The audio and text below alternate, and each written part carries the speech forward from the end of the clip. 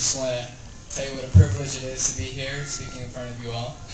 I've known Egan for exactly 10 years now.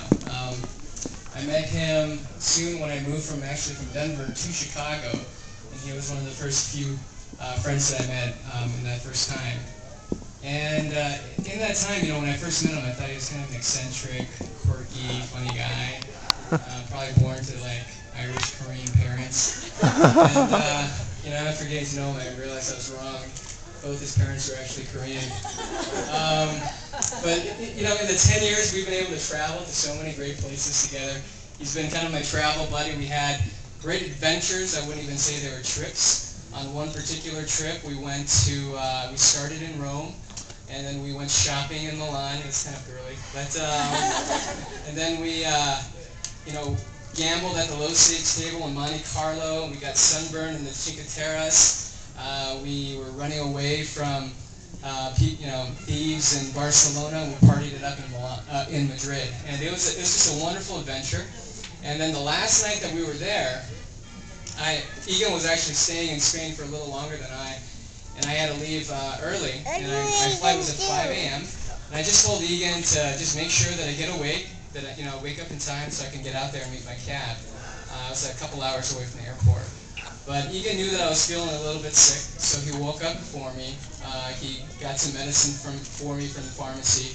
He woke up at 3 a.m., helped me with my bags. We walked a few blocks out in the middle of the darkness. There were no lights out there in Madrid, in the streets of Madrid, and we just waited for my cab together. And you know, it was at that moment that I just kind of realized that all these wonderful adventures just would really not mean as much if I didn't have like this true friend there with me to share and experience those together. And you know, I think I heard a saying something like, you know, in the travels of the wilderness of life, you know, the best that you can hope to find is an honest man or an honest friend. And Egan, you've really been that person for me, so thank you. And Sylvia, I just want to say that I'm so happy that Egan found you. He's been looking for you for most of the 10 years that I've known him. At that time, it wasn't Sylvia. We just called you the one. And you know, Egan was really searching for you, and he moved from Chicago all the way to San Francisco looking for the one. And too bad Sylvia was all the way over on the other side of the country in New York.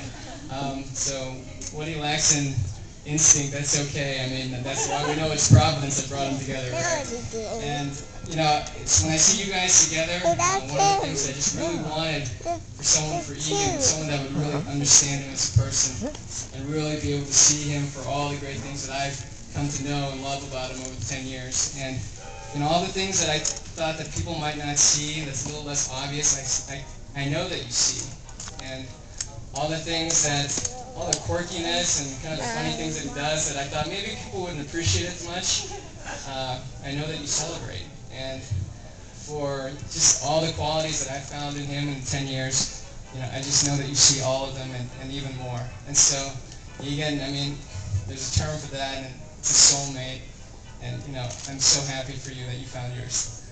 And you know, I just want you guys, if everyone would just raise a glass with me and toast these two guys. And to Egan and Sylvia, may your life be just a wondrous adventure, exciting and true, that you would always be able to share together.